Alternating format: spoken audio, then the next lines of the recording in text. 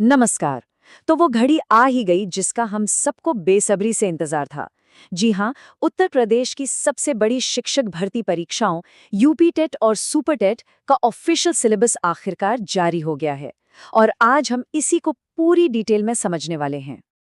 देखिए, उत्तर प्रदेश में टीचर बनने का सपना देखने वाले सभी लोगों के लिए जो एक कन्फ्यूजन था, जो अटकलें थीं, वो अब खत्म हो गई हैं। पर सवाल तो अब शुरू होता है कि अब आगे क्या? तो चलिए इस नए सिलेबस को बारीकी से समझते हैं ताकि तैयारी की एक सही दिशा मिल सके। ठीक है, तो हम इसे स्टेप बाय स्टेप तोड़कर समझेंगे। सबसे पहले देखेंगे कि ऑफिशियल अनाउंसमेंट में क्या है। फिर सुपर टेट एग्जाम को गहराई से जानेंगे। उसके बाद यूपी टेट के प्राइमरी और अपर प्राइमरी दोनों लेवल को कवर करेंगे। और आखिर में सबसे जरूरी आगे की तैयारी के लिए क्या कदम उठाने हैं, इस पर बात करेंगे। तो सबसे पहले और सबसे बड़ी खबर, उत्तर प्रदेश शिक्षा सेवा चयन आयोग ने अपनी ऑफिशियल वेबसाइट पर सिलेबस जारी कर दिया है। इसका सीधा सा मतलब ये है कि अब कोई अगर मगर नहीं, कोई कंफ्यूजन नहीं। तैयारी के लिए एक पक्का ऑफिशियल आधार अब हमारे सामने है।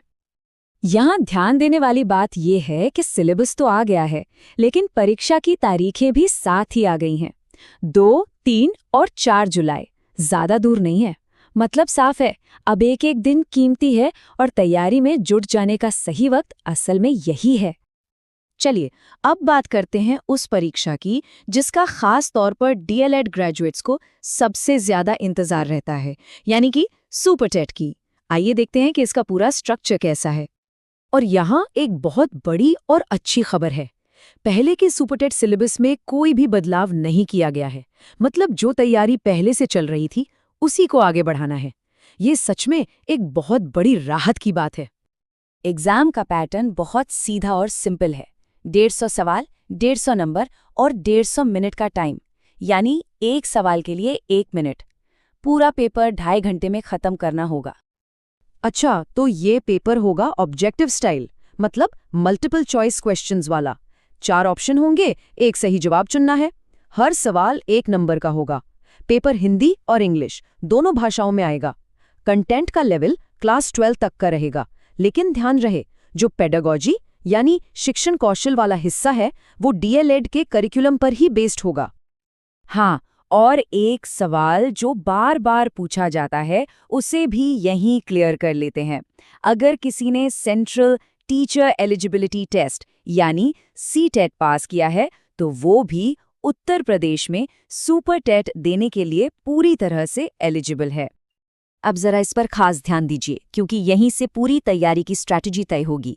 देखिए, भाषाएं यानी हिंदी, इंग्लिश, संस्कृत मिलाकर पूरे 40 नंबर की हैं और जनरल नॉलेज करंट अफेयर्स अकेला 30 नंबर का है। मतलब 150 में से 70 नंबर यानी लगभग आधा पेपर सिर्फ इन्हीं 2 सेक्शन से आ रहा है। तो साफ है कि इन पर जिसकी पकड़ मजबूत होगी वो बाकियों से बहुत आगे निकल जाएगा। चलिए, सुपर टेट की बात हो गई। अब आते हैं पहली सीढ़ी पर, यानी यूपी टेट प्राइमरी लेवल, जो क्लास 1 से 5 के लिए होता है। देखते हैं कि ये एलिजिबिलिटी की नींव कैसे तैयार करता है। और यहाँ भी एक बहुत बड़ी राहत की बात है। याद रखिए, यूपी टेट के किसी भी पेपर में, चाहे प्राइमरी हो या अपर प्राइमरी, कोई भी नेगेटिव मार्किंग नहीं है। 0। मतलब सारे सवाल अटेम्प्ट किए जा सकते हैं। प्राइमरी लेवल का स्ट्रक्चर बहुत ही बैलेंस्ड है। कुल 5 सेक्शन हैं और सब के सब कंपलसरी हैं। बाल विकास, पहली भाषा हिंदी, दूसरी भाषा में ऑप्शन, और फिर गणित और पर्यावरण अध्ययन। और सबसे अच्छी बात, सबका वेटेज बराबर है। हर सेक्शन से 30 सवाल 30 नंबर के, एकदम क्लियर कट। अब पास होने के लिए कितने नंबर चाहिए?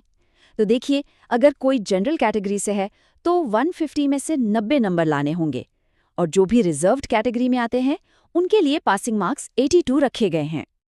ठीक है, प्राइमरी लेवल क्लियर हो गया। अब बात करते हैं UP TET upper primary level की, जो क्लास 6 से 8 के लिए है। इसका बेस तो प्राइमरी जैसा ही है, लेकिन एक बहुत बड़ा फर्क है। देखिए, पहले के 3 सब्जेक्ट्स तो बिल्कुल सेम है। बाल विकास और पेडागोजी 30 नंबर, पहली भाषा हिंदी 30 नंबर, और दूसरी भाषा में इंग्लिश, उर्दू या संस्कृत में से कोई एक, वो भी 30 नंबर। यहाँ तक सब कुछ प्राइमरी लेवल जैसा ही है। असली बदलाव आता है चौथे सेक्शन में, यहाँ पर अपने ग्रेजुएशन की स्ट्रीम के हिसाब से सब्जेक्ट चुनना होता है। जो लोग साइंस या मैथ्स बैकग्राउंड से हैं वो गणित और विज्ञान का कंबाइंड पेपर देंगे जो 60 नंबर का होगा, और जो आर्ट्स या कॉमर्स बैकग्राउंड से हैं वो सामाजिक अध्ययन यानी सोशल स्टडीज का पेपर देंगे, ये भी 60 नंबर का होगा। तो यहीं पर पेपर 2 अलग-अलग रास्तों में बंट जाता है। तो अब जब सिलेबस और एग्जाम पैटर्न पूरी तरह से साफ हो गया है, तो सबसे बड़ा और सबसे ज़रूरी सवाल मन में आता है कि अब तैयारी शुरू कैसे करें, एक असरदार शुरुआत कैसे हो। तो चलिए इस जानकारी को एक्शन में बदलते हैं। ये रहा एक simple 3 step action plan. Step 1, सबसे पहले ऑफिशियल पीडीएफ डाउनलोड कीजिए। सिलेबस हाथ में होना बहुत ज़रूरी है। स्टेप 2, हर सब्जेक्ट के अंदर दिए गए टॉपिक्स को ध्यान से पढ़िए, देखिए कि पढ़ना क्या-क्या है। और स्टेप 3, अब जब सब कुछ साफ है तो मार्क्स के हिसाब से एक प्रैक्टिकल और असरदार स्टडी प्लान बनाइए। तो अब रोड मैप पूरी तरह से क्लियर है, मंजिल तक का रास्ता पता है, और कहते हैं ना, हर बड़ी यात्रा एक छोटे से कदम से ही शुरू होती है। तो सवाल बस इतना है कि इस सफलता की यात्रा का वो पहला कदम क्या होगा। स्टडी लिस्ट का वो पहला टॉपिक कौन सा होने वाला है जिसे आज ही खत्म करना है। सोचिए और अपनी तैयारी में जुट जाइए। शुभकामनाएं।